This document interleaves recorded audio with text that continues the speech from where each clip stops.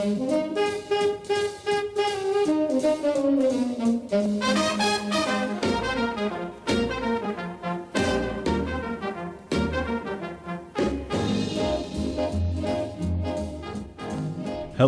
and welcome. It is Saturday, November 7th, 2020, and this is Truly News. I am your host, Jason Van Sickle. The weekend is finally here, and despite the continued election uncertainty, I hope that you had a great week. As we begin this new day, let's focus on increasing your knowledge and expanding your insights with a review of today's news. As always, we start our podcast with a look at the top headlines from the nation's largest newspapers.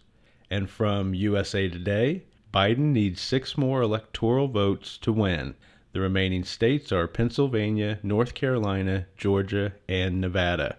Biden will win if he gets any of those states, but Trump needs to get them all to win. Biden is presently ahead in 3 of the 4 states. From the Wall Street Journal, Biden pulled ahead of Trump on Friday in Pennsylvania and Georgia, with votes still being counted. Biden needs 6 electoral votes to reach 270 and win. It also appears that Democrats will maintain a majority in the House, but they will end up with fewer seats. From the New York Times, Biden is confident in a win, saying, quote, "We're going to win this race," unquote. He is close to winning with the electoral vote, now having a lead in 3 of the 4 states that continue to count remaining ballots. He is also ahead by over 4 million in the popular vote. From the Los Angeles Times, Biden delivered a speech on Friday. He did not claim victory, but he did say that there was a clear mandate for change, and he promised that he would work to bring the country together, address COVID, and deal with the economic fallout as president. And from the Washington Post, Biden's strong showing with mail-in ballots has brought him behind in several key states as voting continues. In the meantime, Trump continues to make claims of election fraud and file lawsuits while presenting no evidence to back up those claims. And here are the stories that are crossing the wire at Reuters News. Control of the Senate is not decided, and Georgia remains a swing state. There, officials have ruled for a runoff election in January, which will involve the Democratic candidate who is presently the pastor of the church where Martin Luther King Jr. once preached. And also from Reuters, on Friday, the U.S. had its 3rd consecutive day of new COVID cases exceeding 100,000. Over 129 new cases were reported in a single day, as a 3rd wave of COVID continues to roll across the United States. And those are your top headlines for today. Now, here is our announcer, Ron Johnson, with a word from today's sponsor. Today's sponsor is Dancing Dan's Musical Gifts. Are you looking for that perfect gift this holiday season? Then amuse the whole family with a musical gift that knows how to boogie. This Christmas, give the gift of Dancing Santa singing Mama Got Run Over by a Reindeer, or the classic Big Mouth Billy Bass doing his silly wiggle while singing Take Me to the River. They also have the new Dancing Mickey Mouse with the Hot Diggity Dog song. Thank you to Dancin' Dan's Musical Gifts for today's sponsorship. Thank you, Ron. And now we return to today's news. In science news from the National Science Foundation, a new study has found that most birds follow migratory patterns that are based on the seasonal changes in the color of vegetation. A study by the Cornell Lab of Ornithology found that the visual cues help birds to determine when it is time to migrate. In technology news from Popular Science, if you have a Twitter account, then recent hacks of the company's system mean that you should take some precautions with your account. To make your account safer, set up 2-factor authentication, avoid direct messaging tweets, and update your password. In space news from spacenews.com, After years of testing and development, Virgin Galactic is ready to take people to space. As one of several commercial spaceflight companies that are gearing up to begin commercial space travel, Virgin says that it will begin flights to the edge of space starting in 2021. And that is your science, technology, and space news for today. Now we take a break from the headlines and lighten the mood with our joke countdown of the day, presented by my friend Billy Cunningham. Billy is a comedian that goes by the stage name Potbelly. And here's Billy. Hello, this is Billy Potbelly Cunningham with today's top 3 joke countdown. These jokes come from Reader's Digest, but I change them up a little to make them even funnier.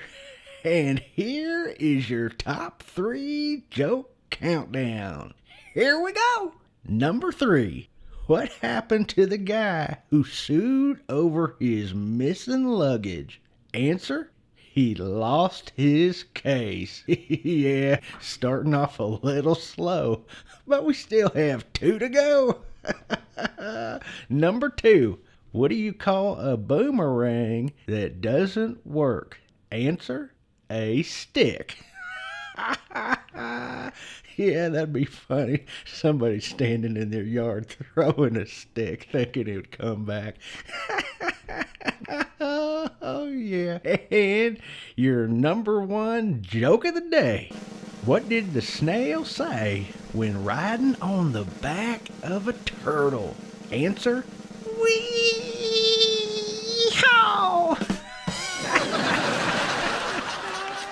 Yeah. Can you imagine that little snail on the turtle's back? It seems like it's going so fast. Oh, well, that is your top 3 jokes of the day. I hope that you have a great weekend, and until next time, be kind to others, be good to yourself, and keep on smiling. This is Billy Potbelly Cunningham, over and out. Thanks, Billy. We now return to our review of the day's news. In health news from Science Daily, good health requires cardiovascular exercise as well as strength training to maintain basic muscle strength. However, new research has found a gender gap in strength training, with women less likely to engage in that important type of physical exercise. In social news from the Los Angeles Times, Gen Z, those individuals between 8 and 23 years old, seem to be unified around a desire for social engagement. However, like the rest of the country, they are split when it comes to whether they identify with Republicans or Democrats, although they do tend to be more liberal. To read more about this story, check out the Truly News print edition at trulynews.org. There you will find links to all of the articles featured in today's podcast. In environmental news from U.S. News and World Report, a new study in the journal Science Advances finds that 1 to 2 million tons of U.S. plastic waste is not ending up where it should. Instead, it is ending up as pollution along roadsides, in the country's rivers, and in the oceans. And that is your health, social, and environmental news for today. Now it is time for our Words of Wisdom with philosophy professor Dr. Albert Feinstein. And here is Dr. Feinstein. Hello and welcome. Today's words of wisdom come from the 19th century philosopher and psychologist William James, who said, "Our attitude at the beginning of a difficult task, more than anything else, will affect its successful outcome." What James is pointing out is the fact that attitude is incredibly important to outcomes when we take on new challenges. The power of positive thinking is amazing and can empower anyone to do great things. On the other hand, Negative thinking is corrosive and destroys a person's will to continue far enough to succeed. So, whatever challenges you encounter, keep your head up, believe in yourself, and maintain a positive and optimistic mindset. Your attitude will make a difference. And those are your words of wisdom for today. Until next time, keep seeking wisdom and believing in your incredible potential. Good luck. Thank you, Dr. Feinstein. We appreciate your words of wisdom and your encouragement. Now we return to our review of the day's news. In economic news from Bloomberg, the labor market continued to rebound in October. Non-farm payrolls, the number of people employed in jobs not in farming and not employed as household employees or by nonprofit organizations, increased in October. And the unemployment rate fell by 1% in October. In world news, from Reuters, in a sign of the struggles that European countries are continuing to have with COVID, this week, Germany classified a number of countries as risk areas for travel to and from Germany. Those countries included Denmark, Italy, Lithuania, Portugal, and Sweden. And that is your economic and world news for today.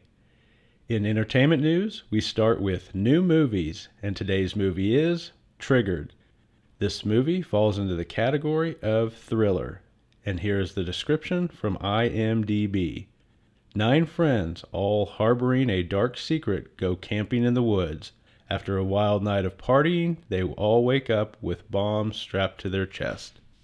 Triggered is now available for rent on Amazon Prime.